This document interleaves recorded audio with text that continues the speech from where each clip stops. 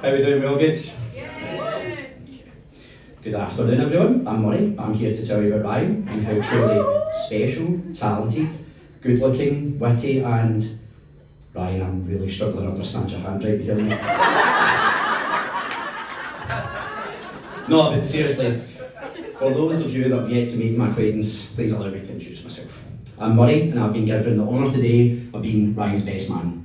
It was truly a great privilege for Ryan, to put such trust in me. Saying that, I wouldn't imagine it was a difficult choice considering the lines up of groomsmen we have here today. No, I'm only joking. What a great bunch of lads, and I speak on behalf of every one of them in thanking Ryan for choosing us to be a part of this most special day. Nonetheless, Ryan went with the sensible option of a level-headed gent and scholar, if I do say myself, with the added bonus of being uniquely good at chatting up grannies. So, Shirley, Morag, I'll see you in the dance floor.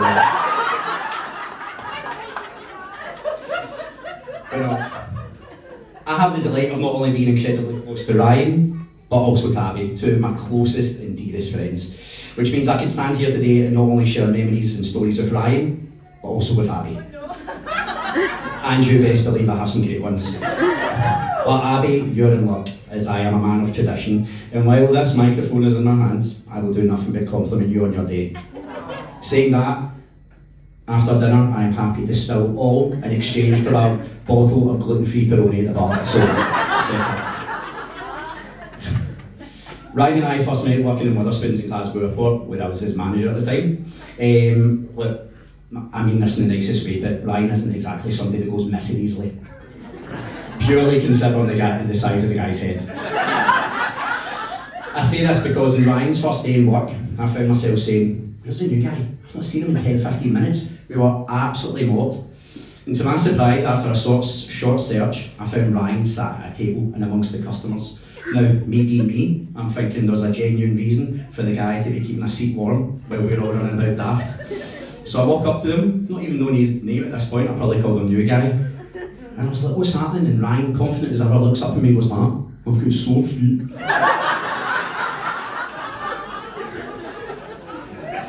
Amazingly enough, he's made a career out of it still. Now, despite the sore feet and an overly aggressive approach to customer service, which left me with multiple complaints to deal with daily, this is where it all began. You see, mine and Ryan's friendship, like a lot of men, not that we're predictable, truly kicked off with an occasional quick pint after work, which was quickly followed by 6 quick others. Fueled by our shared love of tenants, St Mirren, and dancing to GPX tunes at Vienna's nightclub, a lifelong friendship was born. Funnily enough, this frequent to the pub was actually how I first made contact with Abby, or should I say how Abby first made contact for me. You see, conveniently, Ryan, even to this day, really seems to have signal in the pub. And when he does, well, his phone's probably about to die. Abby would message me on Facebook. At the start, it was a, "Hey, sorry to be a psycho girlfriend. Are you out with Ryan?" Maybe a wee emoji, maybe a little kiss, if I was lucky. But as time passed on, the messages became increasingly more abrupt. And it got to the point there was no, "Hey." There was definitely no emoji and there was no chance of a kiss. It was just, "Tell Ryan to message me, full stop." Tell Ryan to look at his phone, full stop. Now, I don't know why Abby would just be presuming that was with Ryan and be presuming that we'd be in the pub, but as always, Abby was absolutely correct. Now, although our friendship was forged over after-work pints in the Berlin, shout out to the boys that were there at the weekend, thank you very much. Shockingly, Ryan and I have actually met up a couple of times outside the pub. Which brings me on to one of the many stories I could tell you, the boy. Look, the thing is with Ryan, and I mean this sincerely, I truly do, he's a mess. The boy's an absolute disaster. I mean, if it was up to Ryan, honestly, this wedding we'd been sitting in the park with a kebab. Not that there's much wrong with that, but let me explain myself. Just a little over 2 years ago, I asked Ryan if he would like to go climb a mountain. I'm in Rome, if you're on. So speak to Ryan the day before the climb. He assured me that he would be ready. "I'll be ready, mate." Not a problem, as always. I even sent him a small list of items they should bring, non-negotiable stuff if you're going to be outside for, 7-8 hours. We're talking food, appropriate footwear, clothes, water. Now, I don't know if the boy can't read.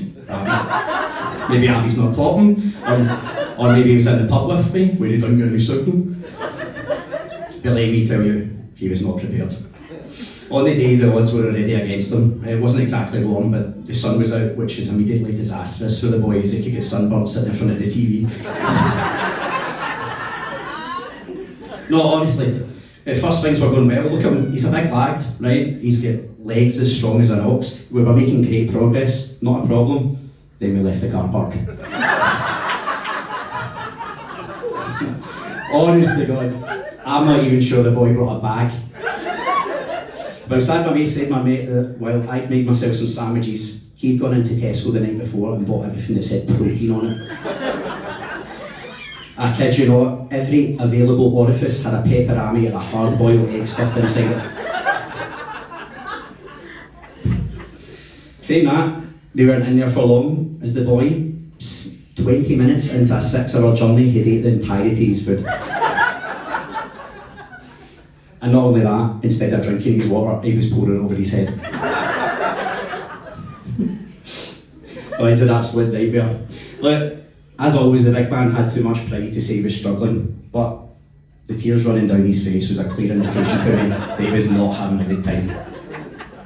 Nonetheless, despite busting open both of his completely unfit for purpose trainers, collapsing on top of his sunglasses and shattering them, eating the entirety of his food within the first 20 minutes, and his legs giving way before we left the car park, the big man done it. And honestly, I couldn't have been prouder of him. Look, it was no Kilimanjaro this climb, but it was unforgiving, it was steep, it was challenging. There was no way he should be able to do it, but he did. And honestly, the best part is, he done it all over again, a fortnight later, this time with a smile on his face, but with just as many boiled eggs, unfortunately. Well, the moral of this story is, and possibly an anecdote for why and how we're all here today is, he may be unorganised, he may be ill-prepared, he may have terrible phone signal, he may have a big head, but he has an even bigger heart.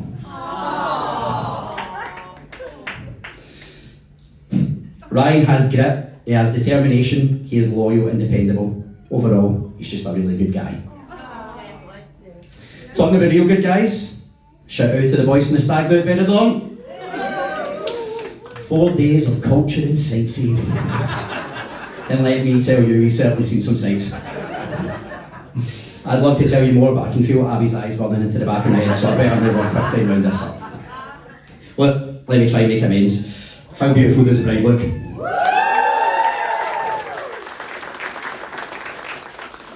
Abby, you look absolutely stunning. Words cannot describe the respect and admiration I have for you. You're inspirational, and I'm overjoyed that Ryan has you in his life.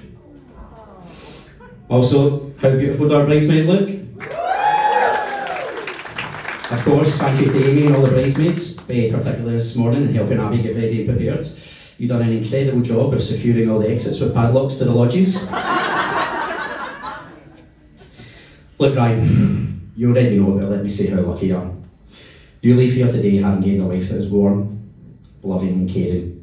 A wife that thinks she's funny, a wife that is funny. And that radiates beauty everywhere she goes. And Abby, how lucky are you, leaving here today with a beautiful dress and some spending money for your honeymoon.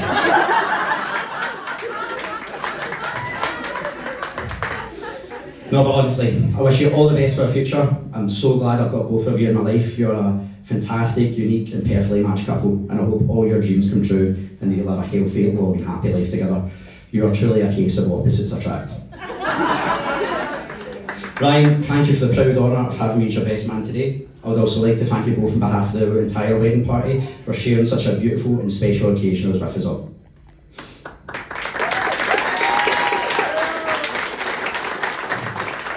Now, it gives me immense pleasure to invite you all to stand for a toast. To the beautiful new couple, Mr. and Mrs. Gallagher.